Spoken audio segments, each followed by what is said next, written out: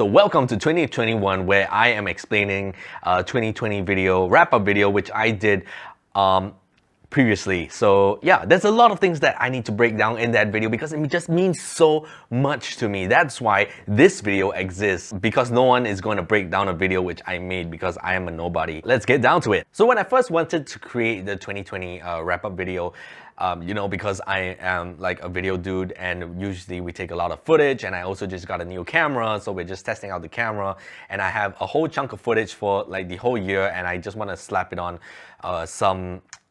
into a video. But it was everyone is saying the same thing. It was very hard for everyone in 2020. Very rare that you can see someone saying that it was like the perfect time to really excel in it. But personally for me, it was very hard, especially getting to that mid end of the year period. It really was hard. Getting down into the video, when I was thinking of doing the video, I was thinking hyperlapses, EDM music, and fast cuts and things like that. But I was thinking to myself, like, it's not me. I'm not that kind of person. Travel video wrap up thing, I didn't do that. And what I really wanted to take out of those videos were the dialogue that people say. Usually is very inspirational.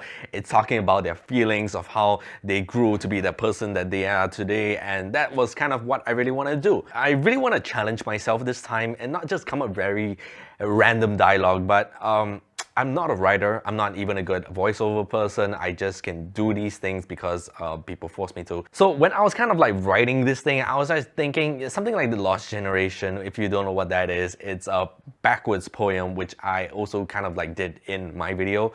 A backwards poem is when you read it top down, it means something, and you read it backwards, it also means something, but they mean two completely different things. And this one was my first time creating such poem myself. It made so much sense to create something like this because looking at it from like top down, everything is very depressing, everything is very sad, and I kind of reached burnt out at one point. So that was kind of the direction which I was going for. And when you are reading it backwards, everything seems to be more uplifting, everything seems to be very much more inspirational. You're like very in the zone kind of thing.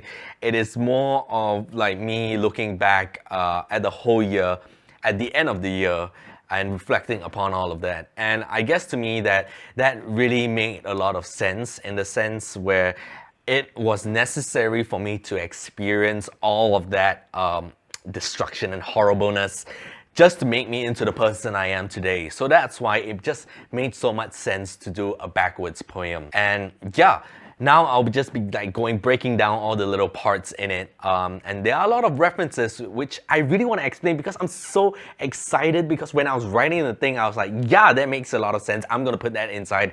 So let's explain. This is the end of my story. It will only take a fool like me to say I mean something to this world. There is no future to look forward to. Never would I have imagined this to be my life, determined not to want. These are the things which I said to myself. I kept a lot of things to myself. I didn't really want to see anyone. We had circuit breaker. We were kind of like stuck at home alone for kind of a long time. And even after circuit breaker, I won't talk about why I don't really hang out with a lot of people. Not in this video perhaps, but in a future video. It was just very depressing for me that I really couldn't see anyone and everything. I just kept everything to myself. And I was on my bed all the time. I was crying all the time. I was just, I just didn't want to be around people. And everything was inside my head. If you know what that means. It's like voices in my head, and I like kind of had that, but when you max out logic skill, like I kind of knew what I was doing very consciously.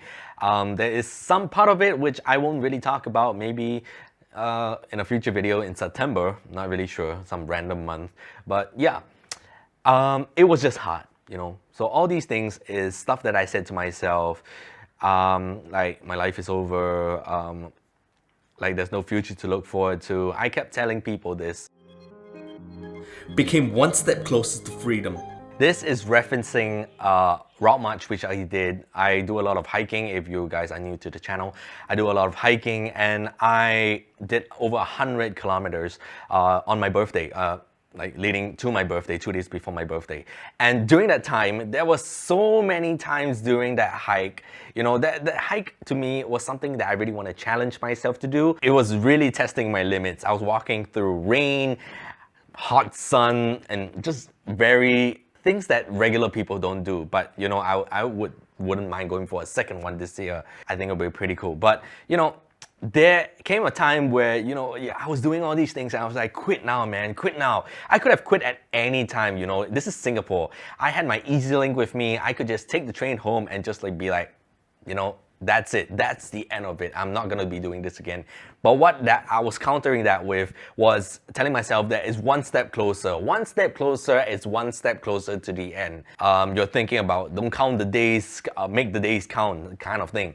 So, which was true. So every step I took was one step closer to the end. And when I finally reached the end, I felt satisfied that I could complete what I set out to do. So yeah, it was kind of like two kind of ways going on. So inside the poem, I was just telling myself also like, quit now, quit now. Every day is one step closer to the end of the day. But you know, 2020, 2021 is just a date.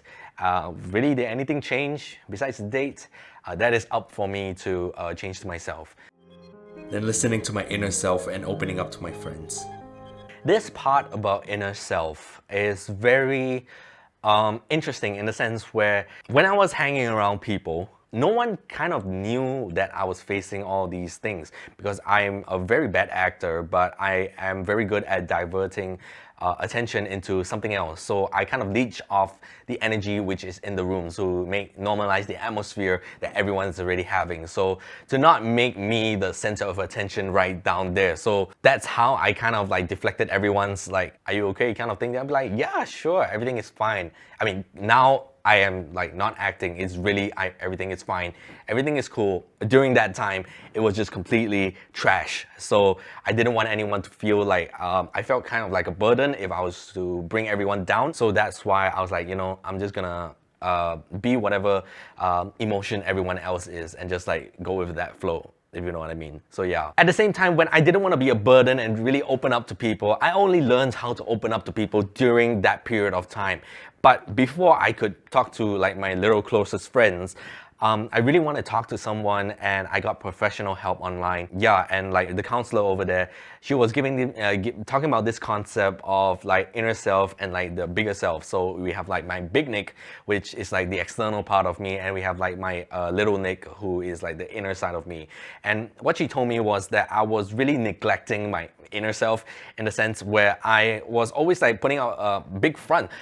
Which was very true. I was always saying that I had to be the strongest, I had to be very aggressive, I had to be like number one at everything else. But honestly speaking, I was really suppressing the inner self part of me that say like, actually, it's not really that good to keep doing it. And you know, that's when I kind of hit like burnout and things like that. It was just a brick wall all the time. So that's when she really taught me to words to say to myself to really like, am I check on my own self, like, am I okay today? Am I okay? Yeah, I'm okay. Okay, let's go. So if my big self is cool, my inner self is cool, I am completely cool with like myself. That is just acknowledging that I know what I'm doing and like my feelings and my thoughts and emotions and things like that. So, yeah, I'm cool. I'm completely cool. So yeah, also going back to opening up to my friends. So once I was taught by this person to really open up to myself and really acknowledge myself, slowly I slid into telling my friends like, this, I have something wrong. I really need to tell you this.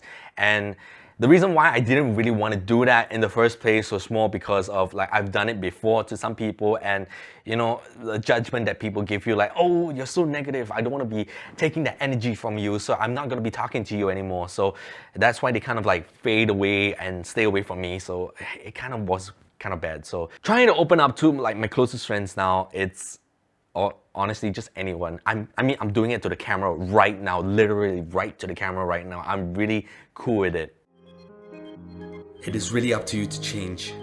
This particular line means so much to me, and I'm not sure if this person is watching. But long story short, she is one of my closest friends. But it came a time during that point in time where I had to cut myself off from her for some reasons, and over the years that we have been friends, she taught me confidence and gave me this particular confidence, which I don't think that I could have learned on my own. So going back to right now, before I cut myself off from her, it was kind of a very horrible stage with what I was feeling, very depressed and things like that. So I asked her, like, what should I do? I was confused, I didn't know what to do, and she said it is really up to you, which made me think I had to make a decision at that point in time. So that's when I will leave for a while and I'll be back when I'm better. For I will never get your wish. During the whole year, I nearly wanted to give up the thing I love the most, which is filmmaking, making videos, and just anything to do with content creation, or the arts instead. So it was just very hard for me. I just didn't want to do it anymore. I just felt like, what's the point? What's the point of me doing any of this? You know, Get Your Wish is a song written by Porter Robinson. Porter Robinson is one of my favorite artists. Even right now, I'm still listening to his music. Still waiting for Nurture to come out. I think it's gonna be good. But anyway, Get Your Wish was not only my #1 top song on Spotify for 2020, it really, like, what the song is about and what Porter explained the song to be really resonates with me a lot. You can pause the video right here to read the tweet that he put out. But what I can take out of that was that when I really didn't want to create anymore, I felt that, you know, I wasn't good enough. I was just very picky. I was very hard on myself. The shot was disgusting. My work was disgusting. Everything was trash.